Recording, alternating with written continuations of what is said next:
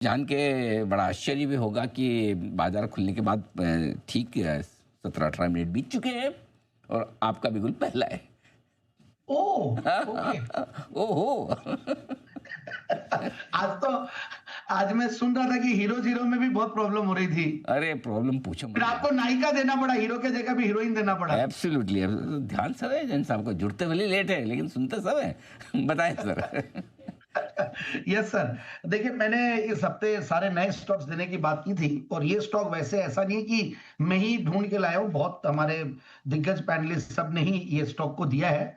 और SBFC finance, SBFC देखिए अब थोड़ी नई लिस्टेड कंपनी है और एस फॉर संदीप मान लीजिए, तो एचडीएफसी नहीं सुने लोग, एसबीएफसी। आज सारे करेक्टेड है स्टॉक्स और सबसे बढ़िया बात है कि अच्छे वैल्यूएशन पे स्टॉक खड़ा है क्योंकि नंबर्स बहुत अच्छे दिए थे और ग्रोथ के नंबर्स बहुत बढ़िया दे रहे हैं। तो एनबीएफसीज में इन दिनों में थोड़ा सा माहौल, बैंक निफ्टी हो या एनबीएफसीज हो, बहुत ज्यादा परफॉर्म नहीं कर रहे हैं as compare to the consumption stories. But मुझे लगता है कि कंजम्पशन स्टोरीज के फाइनली तो जो सरोगेट बेनिफिट है वो फाइनेंसिंग कंपनीज को ही मिलेगा, क्योंकि इन कंपनियों को भले वो इनकम टैक्स का बेनिफिट बजट में था या अभी हमारे जीएसटी का बेनिफिट है, तो इन सब में कंजम्पशन जब बढ़ेगा तो यहाँ फायदा होगा। फिर ये कंपनी लोन अगेंस्ट गोल्ड करती है, एमएसएमई लोन्स करती है, बढ़िया काम है बहुत ही। इनफैक्ट अच्छा इन्होंने एयूएम की ग्रोथ पिछले कुछ सालों में दिखाई है और करीब 8,000 करोड़ से ऊपर का इनका एयूएम है और क्रेडिट रेटिंग्स भी बहुत स्ट्रांग है। एनबीएफसी में इनफैक्ट वैसे रहता ही है, बट ये कंपनी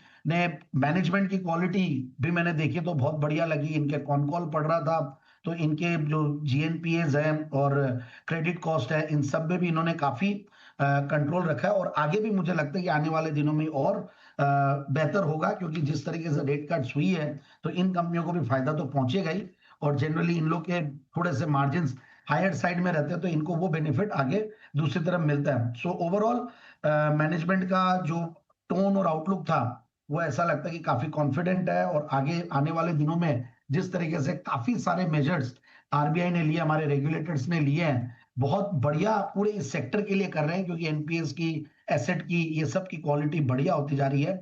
अब मैं फंडामेंटल्स में देखूं तो मुझे प्रॉफिट की कैगर बहुत बढ़िया लगी, 75% से कंपनी की प्रॉफिट की कैगर बढ़ी है, सेल्स की करीब 35-36% के लगभग बढ़ी है और ये स्टॉक मतलब इनफैक्ट क्वार्टरली रिजल्ट्स भी बहुत बढ़िया दिया। एक बार मैं रिजल्ट्स के पहले रिजल्ट्स एनालाइज करने के पहले ये बता दूं, जो टारगेट्स है वो 130 से 40 के टारगेट्स हैं और अपने हाइज से आज करेक्ट हुआ है 120 के लगभग, अभी हाइज बना के 110 के लगभग है। आउट परफॉर्मेंस जबरदस्त दिया है और क्वार्टरली रिजल्ट जैसा मैंने कह रहा था कि 80 करोड़ के सामने 101 करोड़ का पैट है जून 2025 में। और इनफैक्ट प्रोमोटर्स तो स्ट्रांग मैंने बता ही दिया, प्रोमोटर्स की अच्छी शेयर होल्डिंग के अलावा इनफैक्ट एफआईआईज भी बहुत बढ़िया होल्ड करते हैं, करीब 24-25% के लगभग वो लोग होल्ड करते हैं। So that also gives a good confidence and कुछ रिनाउंड अच्छे अच्छे नाम है जो कि इन्वेस्टेड है, भले मैसाचुसेट्स इंस्टीट्यूट ऑफ टेक्नोलॉजी हो, मलाबार हो, और ये सारे नाम भी पब्लिक शेयर होल्डिंग में आ रहे हैं। सो आई फील कि इस स्टॉक को इस लेवल पे लिया जा सकता है। काफी दिनों तक ये बिलो 100 ट्रेड करता रहा और इस बार आउट परफॉर्मेंस दिया और अब वापस से थोड़ा मार्केट्स के करेक्शन की वजह से करेक्ट होता है, तो I think it's a good opportunity. So मतलब ये मान के चलिए कि 99 से 105 का लेवल है, जो कि बहुत अच्छा एंट्री पॉइंट होगा। मार्केट्स करेक्ट हो रहे हैं, स्मॉल कैप मिड कैप हालांकि आउट परफॉर्म और रेजिलियंस जरूर दिखा रहे हैं, बट फिर भी करेक्शन होता है तो सब करेक्ट होते हैं। तो मेरे हिसाब से स्टैगर्ड वे में बाइंग करें स्टॉक में, एंड यही मेरा आज का बिग हड़ता शेयर है। और राइट, चलिए तो जैन साहब 130 140 आपने कहा ना इसमें टारगेट? 130-140। ऑलराइट, चलिए तो 130 140 तक के टारगेट के लिए एसबीएफसी फाइनेंस, इस पर रखिएगा नजर जैन साहब की तरफ से। ये बेहतरीन फंडामेंटल वाला स्टॉक आता हुआ। इस बीच सन फार्मा को लेकर बोफा की तरफ से एक बड़ा डाउनग्रेड आया है, उन्होंने यहाँ पर टारगेट भी घटा दिया, 1730